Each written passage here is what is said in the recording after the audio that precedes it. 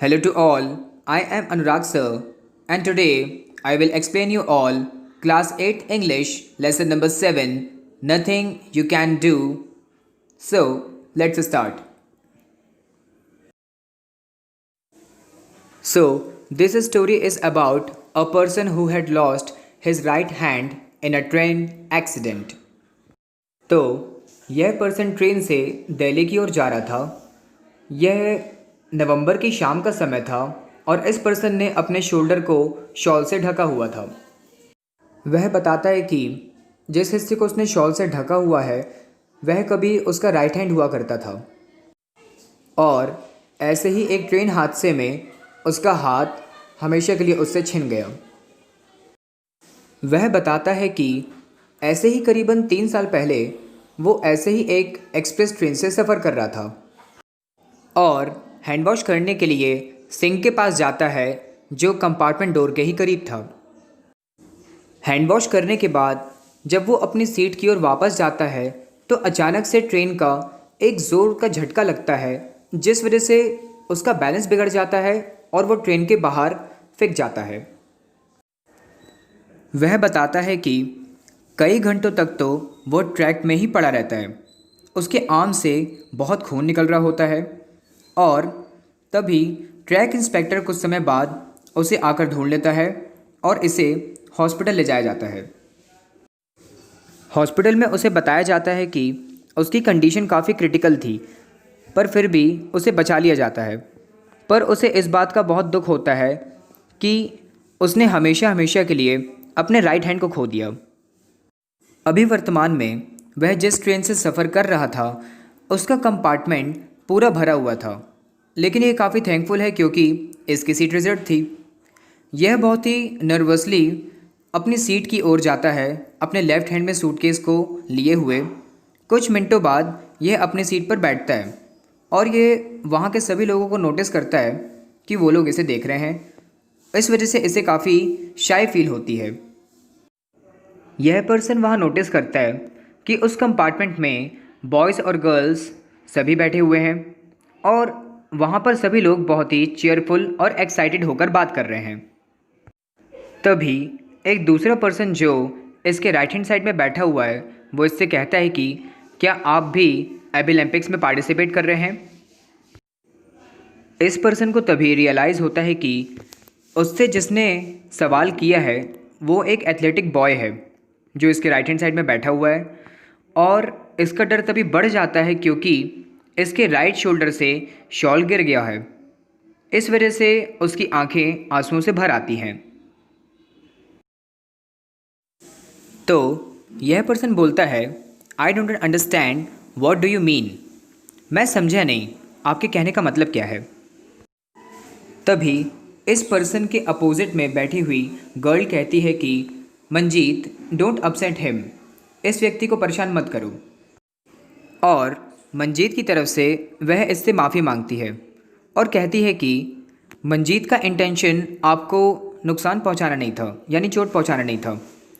उसे लगा कि आप भी दिल्ली जा रहे हो तो शायद आप भी एबी ओलंपिक्स में पार्टिसिपेट कर रहे होंगे जिस तरीके से हम सभी लोग कर रहे हैं।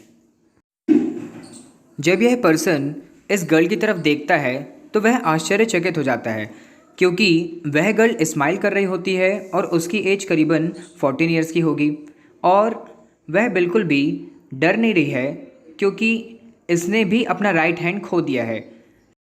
लेकिन इसकी बातों से पता चलता है कि यह काफ़ी कॉन्फिडेंट गर्ल है। तभी यह पर्सन जब अपने राइट हैंड साइड देखता है मंजीत को तो इसे पता चलता है कि उसने भी ट्रैक सूट पहना हुआ है और मंजीत के लेग्स भी नहीं है, यानी वह भी एक डिसेबल पर्सन है। फिर यह पर्सन पूछता है कि यह एबी ओलंपिक्स क्या है। तो मंजीत कहता है, अच्छा आपको इसके बारे में नहीं पता, मुझे माफ़ कीजिए। सबसे पहले मैं आपको इंट्रोड्यूस करवाता हूँ अपने लोगों से। सबसे पहले मैं हूँ मंजीत। जिस गर्ल से आप बात कर रहे थे उसका नाम है शाहिदा। खिड़की की तरफ बैठे हुए पर्सन का नाम है कुमार स्वामी और शॉर्ट में आप उसे कुमार भी बुला सकते हैं। और सीट की दूसरी ओर बैठे हुए पर्सन का नाम है विकास। और फिर यह पर्सन अपने बारे में बताते हुए कहता है कि मेरा नाम शरद है और एक ट्रेन एक्सीडेंट में मैंने अपना हाथ खो दिया। तभी विंडो के पास बैठा हुआ कुमार कहता है कि आप उस बारे में चिंता मत कीजिए, हम सभी लोगों ने कुछ ना कुछ खोया है, पर उससे भी कहीं ज़्यादा बहुत पाया भी है। तभी शाहिदा बताती है कि एबिलम्पिक्स एक इवेंट है लोगों के लिए जो डिसेबल होते हैं, और ऐसे लोग दुनिया भर से आते हैं इसमें पार्टिसिपेट करने के लिए, और इन्हें इक्वल राइट्स और अपॉर्चुनिटीज़ प्रोवाइड की जाती है। फिर इस व्यक्ति की उत्सुकता बढ़ जाती है और वह हर एक की बात को बहुत ध्यान से सुनता है। हर व्यक्ति की यहाँ अपनी एक अलग ही स्टोरी है।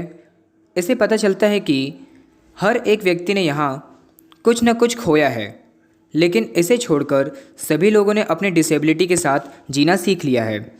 और इसे मालूम पड़ता है कि अगर नेचर ने कुछ आपसे छीना है तो बदले में आपको बहुत कुछ प्रोवाइड भी किया है।